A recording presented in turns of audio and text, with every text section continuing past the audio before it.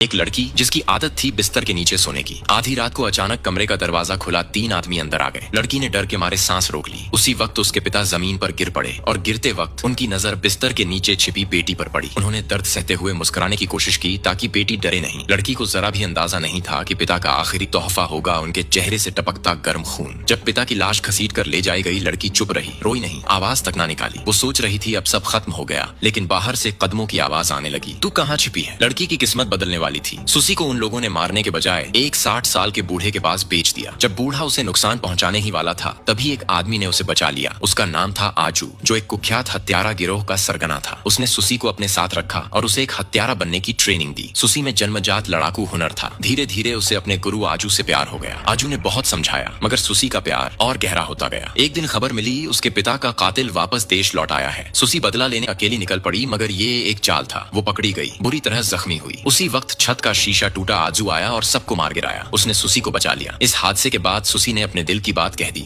दोनों ने शादी कर ली। शादी के बाद आजू को एक रहस्यमयी कॉल आई। वो गया और कभी वापस नहीं आया। सुसी ने जब उसे फिर देखा, वो एक लाश था, चेहरा पहचानने लायक नहीं था। असल में वो उसी दुश्मन को मारने गया था जिसने सुसी के पिता को मारा था, पर खुद मारा गया। अब सुसी का बदला दोहरा हो चुका था, पिता और पति दोनों का। वो अकेली दुश्मनों के अड्डे में घुस गई। चारों तरफ खून, गोलियां और मौत थी। वो पागलपन की हद तक लड़ी, एक एक कर दुश्मनों को मारती गई, आखिर थक कर गिर पड़ी। सरदार ने उसे पकड़ लिया, पर उसकी लड़ाई की काबिलियत देखकर खुफिया एजेंसी ने उसे अपने प्रयोग के लिए चुन लिया। सुसी को बेहोश करके चेहरा बदलने का ऑपरेशन कर दिया गया। जब वो जागी, वो किसी और जैसी दिखती थी। अब वो एक गुप्त महिला प्रशिक्षण शिविर में थी, जहां हत्यारी महिलाओं को नाचना, सजना और आकर्षक बनना सिखाया जाता था। उसने भागने की कोशिश की, पर पकड़ी गई। फिर पता चलता है वो गर्भवती है। बच्चा आजू का है। एजेंसी ने उससे कहा, अगर वो एक मिशन पूरा करे तो उसकी पहचान मिटा दी जाएगी और नई जिंदगी दी जाएगी। सुसी मान जाती है। वक्त बीतता गया, वो अपने बच्चे के साथ एक शांत जीवन जीने लगी। वहीं उसकी मुलाकात होती है एक अच्छे आदमी थॉमस से। वो उसके बच्चे को बहुत प्यार करता है। धीरे धीरे सुसी का दिल फिर से पिघल गया। वो सोचती है शायद जिंदगी मुझे दूसरा प्यार दे रही है, लेकिन किस्मत फिर खेल खेलती है।